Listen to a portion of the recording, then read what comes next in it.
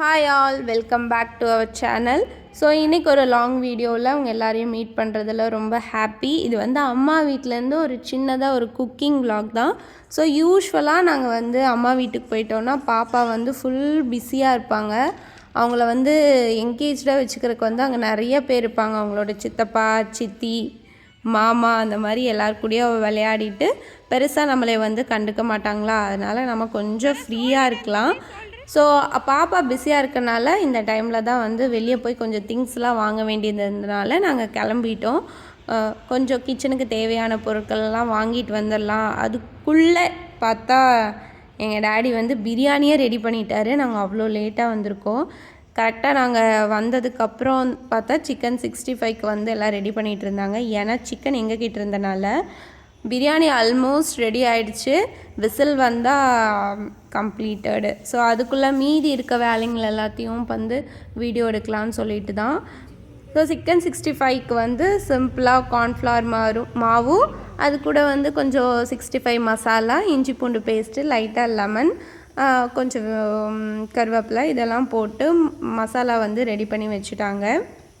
நம்ம எப்போ சாப்பிட்றதுக்கு ஒரு 1/4 மணி நேரத்துக்கு முன்னாடி பொரிச்சு எடுத்தோம்னா கரெக்டாக இருக்கும்னு சொல்லிவிட்டு அதுக்குள்ளே ஒரு 1 hour நல்லா ஊறிடும். ஸோ இது எல்லாத்தையும் பரட்டி ரெடி பண்ணி கொடுத்துட்டு டேடி கிளம்பிட்டாங்க. அதுக்கப்புறம் இருக்கிறது எல்லாத்தையும் நம்ம தான் பண்ணணும். ஸோ ஆல்மோஸ்ட் பிரியாணி ரெடி ஆயிடுச்சு. விசில் வந்தால் ஆஃப் பண்ண வேண்டியது தான்.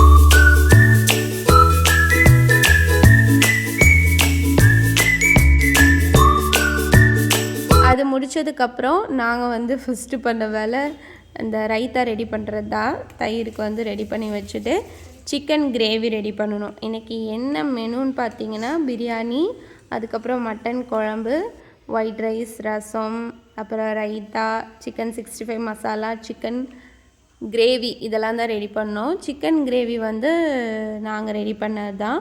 இல்லை லைட்டாக கடலெண்ணெய் ஊற்றிட்டு வெங்காயம், தக்காளி, இல்லை மசாலான்னு பார்த்தீங்கன்னா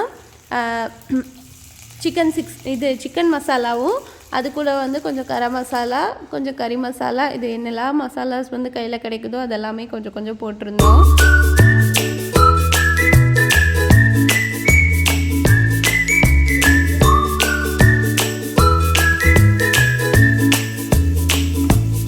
இந்த மாதிரி வெங்காயம் தக்காளி நல்லா வணங்கி வந்ததுக்கப்புறமா நம்ம கொஞ்சமாக மஞ்சத்தூளும் உப்பும் போட்டுட்டு அதுக்கப்புறம் நம்ம சிக்கனை அதில் ஆட் பண்ணிக்கலாம். சிக்கன் ஆட் பண்ணதுக்கப்புறம் தான் நாங்கள் மசாலாவே போட ஸ்டார்ட் பண்ணோம்.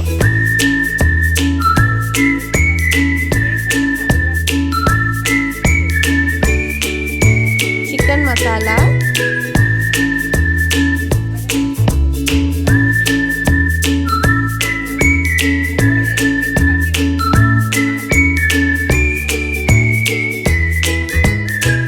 கொஞ்சமாக ரெட் சில்லி பவுடர், அதுக்கப்புறம் கொஞ்சமாக மல்லித்தூள் இதெல்லாத்தையும் ஆட் பண்ணியிருந்தோம்.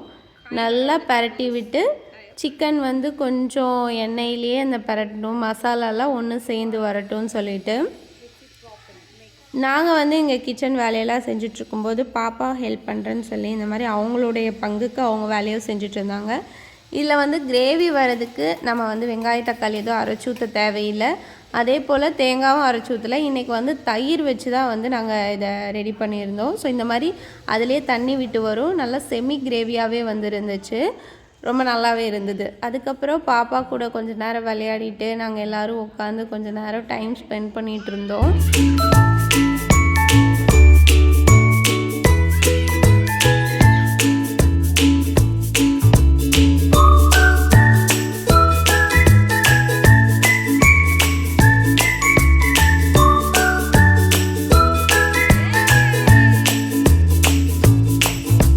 அடுத்தது லாஸ்ட்டாக சிக்கன் 65 பொரிச்சதுக்கப்புறம் சாப்பிட வேண்டியது தான்.